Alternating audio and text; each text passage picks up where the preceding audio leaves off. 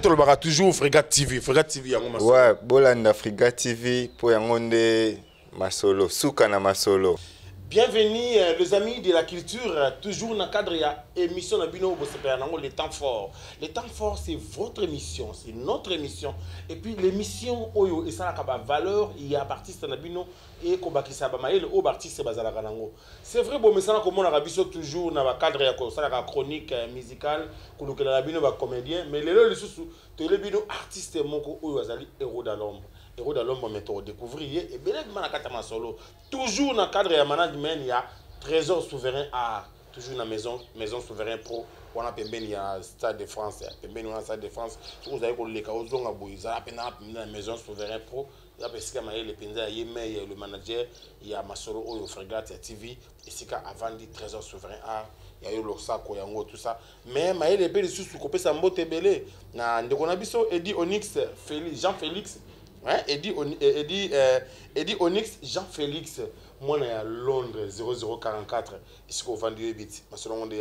Il y a Willy Moucheni Koda Mboka. Il y a Willy Moucheni Koda Mboka. Si vous avez boy, mais on a confirmé qu'il y a Willy Moucheni Koda Mboka. Hein? Il y a des gens qui ont tout sur la rapé,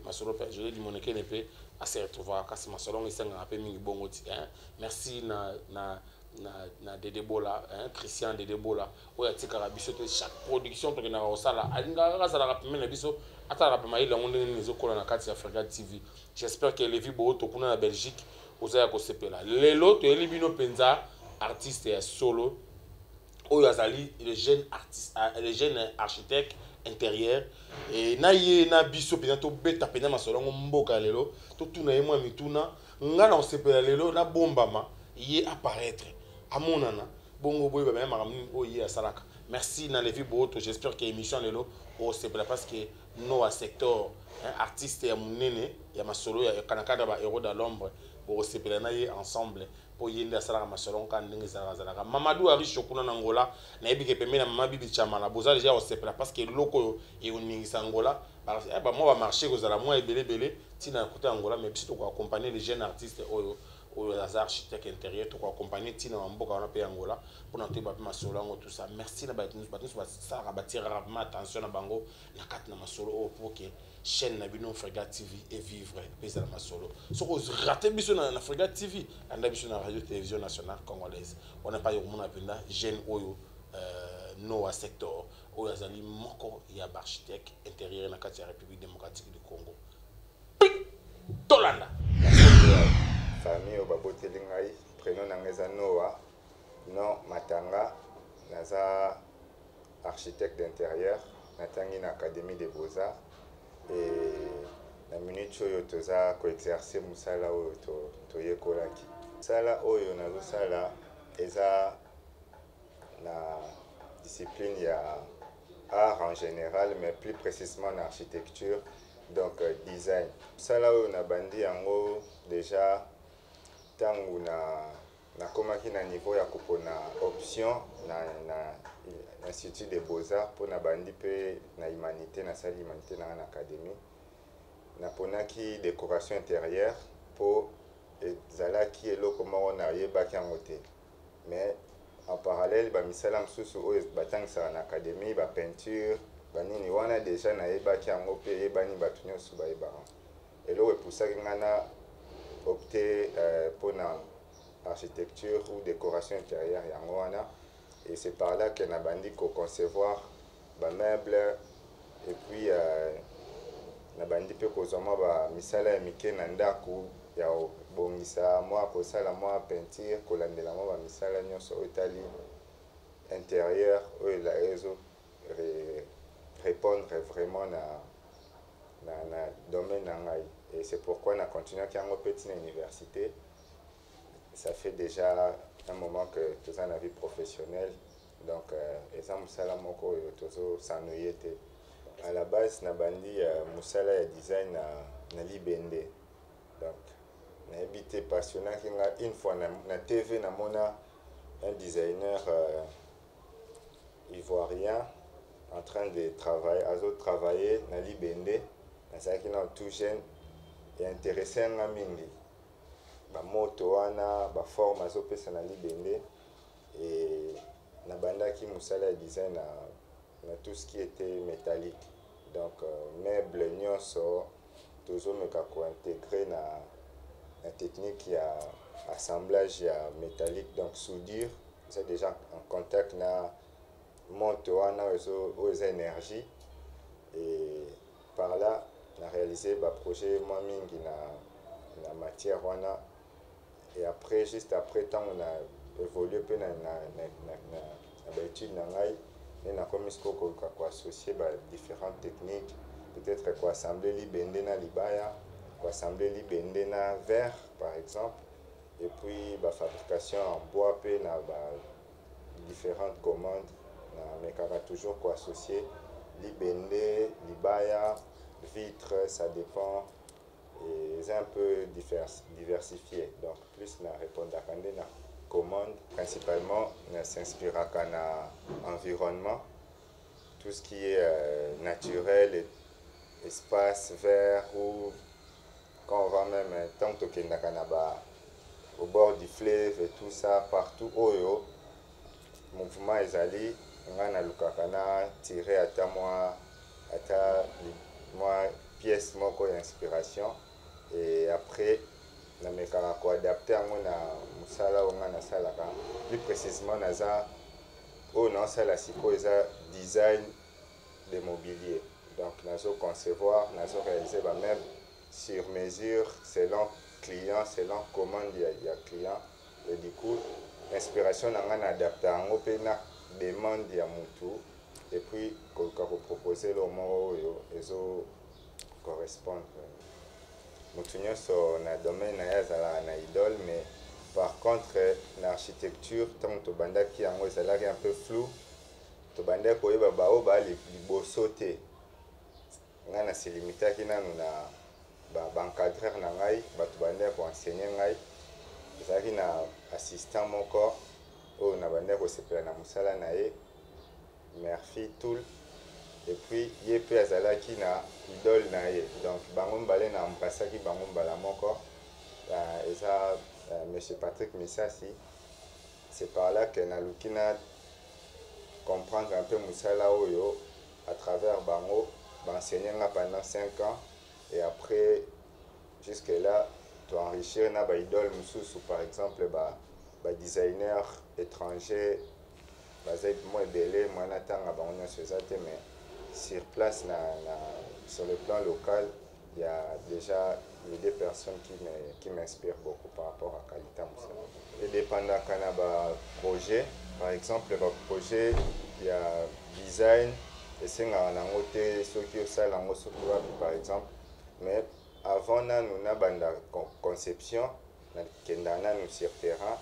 na prélever ba mesure, il y a espace, il y a place oyo meuble ou bien aménagement, il y a design na biso ba meuble na biso to installer yango, et après na bureau, parce que avec le temps to créer qui peut moi na baninga espace oyo toujours bien yango comme espace culturel, mais en même temps ça bureau wana nde na kofanda na travailler na machine avec ba logiciel 3D pour na kosala sikoyo proposition et pas ya client, et dès que a validé, et là on va passer à la la réalisation. Dans réalisation c'est mieux na atelier place na ça matériel na nganya sur place. D'habitude na salle une grande partie à musala na atelier, et puis livraison c'est obligatoire, il faut na zala pona ba retouche ya mike vu ba transport nde to déplaçaka nde to livraka, peut-être kozoma ba choc amike ou bien tout ça na condition bien te pour na aussi la finition na atelier na koke nango sur place na salle de finition pour na après plus dépendant na ba projet. Si on a côté un projet où par exemple on a réalisé porte pour tout ça, la porte en bois métallique et tout ça, selon moyen à client on a proposé des matériaux qui correspondent à nos moyens. Peut-être pour fabriquer porte à libaya, d'habitude c'est la kambala, c'est la afromosia, wana eza basorte ya babois baessence ya babois kosalela balifaki tokosalela bamabaya eza ebele surtout na RDC toza vraiment na 1000 espèces donc ezopesa biso piste assez d'espace ya s'exprimer. Côté libende également surtout ça par exemple portail ya monene tokoadapte yango selon bamoyen puis tokomeka mpe koconseiller mpo en même temps mosala ya architecture eza tozala lokola badocteur ou bien baconseiller ya baclient ebele aganye bambongo aza na bamoyen na ye alingi kaka eloko moko eleka ya bato nyonso e tokoluka to satisfaire ye topesa ye yango selon peut-être porte ya libende bakotia badiamant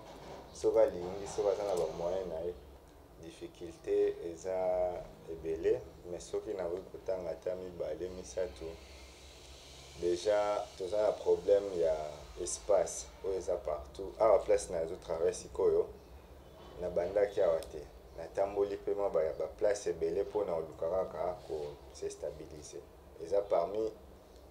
baproblème majeur neti toza na Congo courant ezangaka etikaka biso te des fois tolekisaka mpe basemaine toza na courant te mais au moment toza na baboulot ou bien bacommande ya bato fo tolivre ou bien par rapport ya badifficulté wana tosadapte depuis na bandi koexerce métier oyo sur le plan professionnel nombre ya bacommande oyo na réalisé nombre ya baboulot nasali na temps moke ezogarantir nga déjà que faut naluka na maintenir kaka discipline aza nango na mosala et puis à chaque fois soki nasali projet moko nalukaka nasomba ta matériel moko oyo koapporte nga lisusu un plus na boulot na nga mpona perfectionner donc basouvenir na nga eza bamatériel na babonne relation oyo nazokutana nango par exemple bapartenaire bato nazocollabore na bango na minute eza na misusu bautaka misika baza na espoir wana ke makambo tozosala eza na bonne foi eza na bonne voie et puis ya bien ekoya lobi tozoespere surtout na domaine ya architecture oyo naza koevre eza mosala moko eza na rigueur makasi eza pasi te so na obi pasi bakozwa courage wana te ezosenga discipline ebele mpo eza science exacte nakoki kopropose moto eloko moko te lobi barapele ngai ke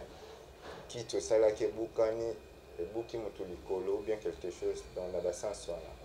donc eza mosala moko bien eza mpe na baavantage ebele. Alors je m'appelle Léandris et je viens de France et je suis au Congo depuis 2 mois et je travaille dans le bois en fait, mais plus dans le gros œuvre, construire les maisons, les terrasses, poser des menuiseries et là j'apprends un peu la finition, plutôt faire des meubles, du coup j'évolue dans le métier. Alors, chez Noah ce qui est intéressant c'est qu'il a sa propre entreprise et il a ses propres idées, il n'essaie pas de faire comme les autres ou il a développé les meubles en palette, il utilise aussi du bois congolais, il mélange la ferraille, il développe ses propres idées et il travaille avec des Congolais et ça c'est intéressant je trouve. Ce que je peux ajouter, c'est j'ai l'habitude de travailler en atelier, du coup j'ai aidé à rendre l'atelier plus efficace. J'ai aussi l'habitude de rencontrer les clients et de faire des devis, du coup maintenant on peut faire les devis ensemble avec Noah et ça le soulage un peu parce qu'il a beaucoup de travail. Et sinon, on a des méthodes de travail très différentes entre l'Europe et ici, mais les deux se complètent bien et on peut travailler ici au Congo en mélangeant les méthodes. Eh bien, il faut continuer ces petits reportages et il faut montrer la motivation et la beauté du Congo. Parce que vous avez un grand pays, il y a beaucoup d'idées, il y a beaucoup d'énergie et il faut compter là-dessus. Eh bien, on remercie Trésor Souverain d'avoir envoyé une équipe ici et de nous permettre de nous faire connaître un peu, de gagner en visibilité, et voilà. Mon gloire, qui n'a gloire, formateur Nangeza Noah secteur Matanga, azanga na âge ya 16 ans dans le centre de formation na foyer. Depuis l'année 2015, nous allons former na peinture à bâtiment, pour former na atelier à bois. Donc on continuera na pour ene mutasalinga le pour apena zalabwe. On a golbaka na Fréquence TV, misala malamu ando landela ba misala ba artiste pour artiste congolais va évoluer pour le roi artiste étranger va évoluer. On a manager Trésor Souverain, on a qui na gloire na ba accélérer misala malamu ay bara ko sala misala na e elongo bani pe na bino pe ba iboza awa na biso na atelier misala mino ekende liboso. Balobi biloko kitoko et vendre rapidement mingi te tout ça mais biso de leto kolobaki biloko kitoko faut to kola nango to continuer nango. En tout cas, merci mingi na Trésor Souverain art display en couleur.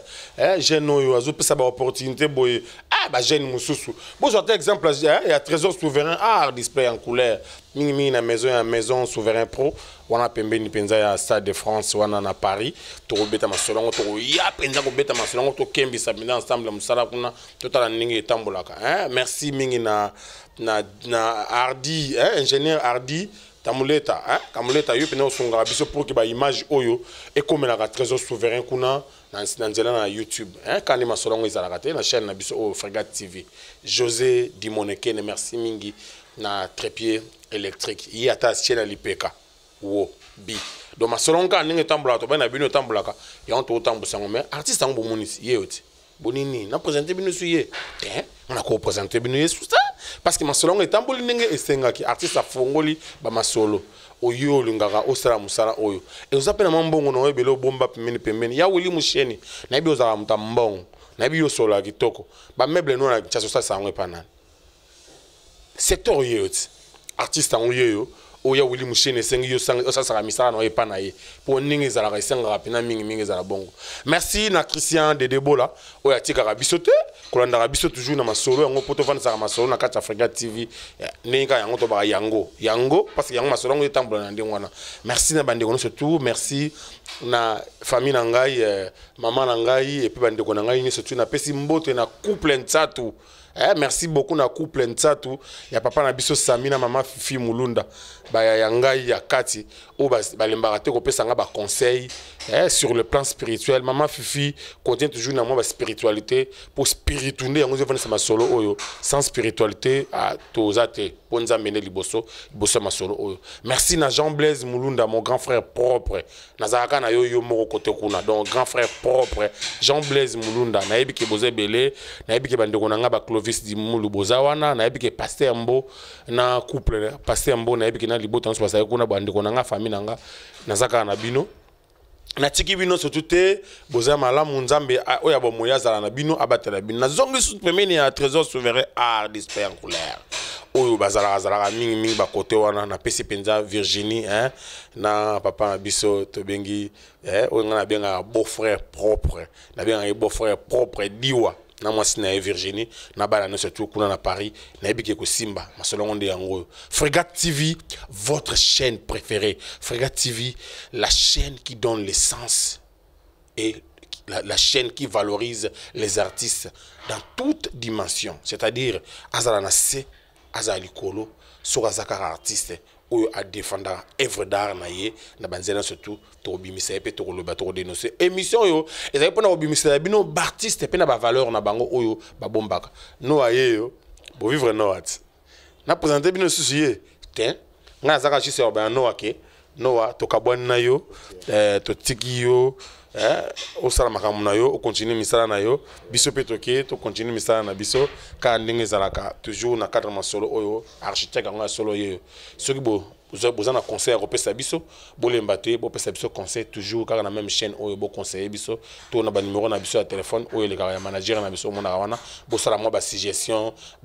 belé pour que to bongsa musala to perfectionner musala. c'est vrai masolongo ekovanda kaka toujours ya wili musheni nazongi lisusu epai na yo mpasi masolongo ezalaka ndenge wana ndenge esengaka mingi ezalaka donc yango